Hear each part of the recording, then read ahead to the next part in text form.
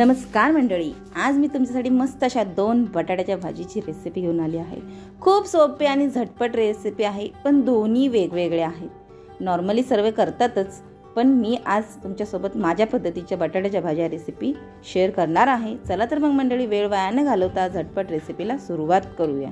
तर इथे कढईमध्ये मी 2 चमचे तेल गरम केलेलं आहे। सर्वप्रथम आपण पिवळा बटाटा कसा करायचा ते पाहत आहोत। त्यामध्ये अर्धा चमचा मोहरी, भरपूर असा कढीपत्ता घालायचा आहे। सोबतच आपण ह्यामध्ये अर्धा चमचा जिरे घालायचे आहेत। एक मोठा कांदा बारीक चिरून घालायचा आहे। पूर्णपणे बारीक पाहिजे, जास्त मोठा असा चिरू नका। आता कांदा थोडासा लालसर गुलाबी रंगाचा होईपर्यंत आपण तो भाजायचा आहे। तो भाजून झाल्यानंतर आपण ह्यामध्ये 4 ते 5 हिरव्या मिरच्या, तुमच्या आवडीनुसार तिखट कमी जास्त तुम्ही घालू शकता। मिरच्या बारीक चिरून किंवा ठेचून सुद्धा घालू शकता।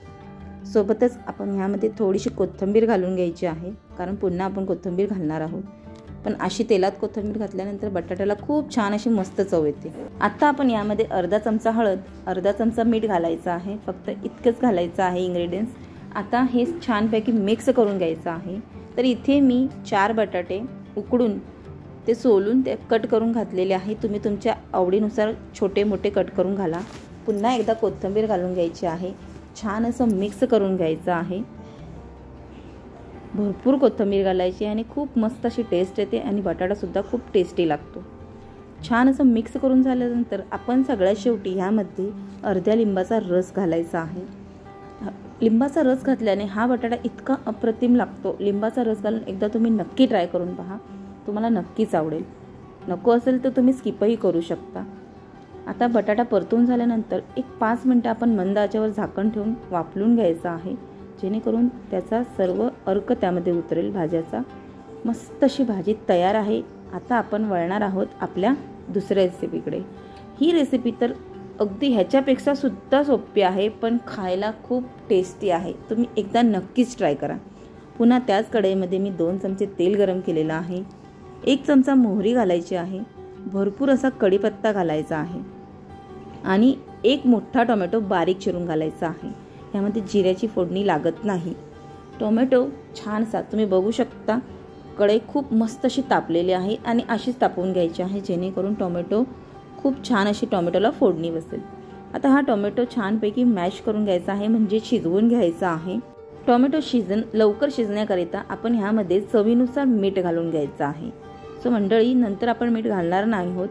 आता आपण ह्यामध्ये अर्ध्या लिंबाचा रस घालायचा आहे। तुम्ही बघू शकता, ह्यामध्ये सुद्धा लिंबाचा रस घालायचा आहे। हे मस्त असा आंबट तिखट बटाटा लागतो। तुम्हाला जर गोड हवे असेल तर तुम्ही यामध्ये किंचित असा गोड सुद्धा घालू शकता।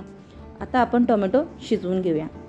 2 ते 3 मिनिटात टोमॅटो शिजून झालेला आहे, तुम्ही बघू शकता। आता आपण हा मॅश करून घ्यायचा आहे टोमॅटो अशा रीतीने उलथानाच्या साहाय्याने।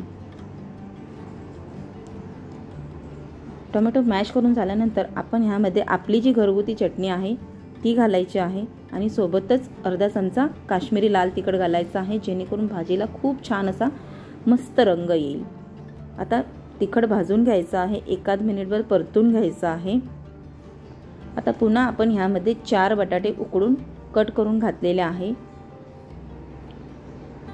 तर हे छानपैकी मिक्स करून घ्यायचं आहे। सो मंडळी, तुम्ही बघू शकता इथे मी दुसरं मीठ घातलेलं नाहीये, नाहीतर तुम्ही डबल मीठ घालाल आणि भाजी तुमची खारट होईल।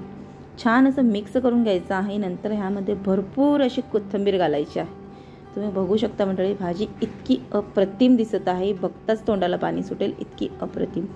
तर ह्या पद्धतीने तुम्ही एकदा नक्की ट्राय करा, तुम्हाला नक्कीच ही बटाट्याची भाजी आवडेल। आता झाकण ठेवून पुन्हा 5 मिनिटं वाफ येऊ द्यायची आहे। 5 मिनिटानंतर मंडळी तुम्ही बघू शकता, तयार आहे आपला आंबट तिखट बटाटा। आहे की नाही छान मस्त अशा दोन्ही रेसिपी। तर मंडळी, तुम्हाला जर माझ्या ह्या रेसिपी आवडल्या असतील तर व्हिडिओला लाईक, शेअर आणि सबस्क्राईब करा। सोबतच बेल आयकॉन बटन दाबायला अजिबात विसरू नका, जेणेकरून तुम्हाला नवनवीन रेसिपीचे नोटिफिकेशन येत राहतील।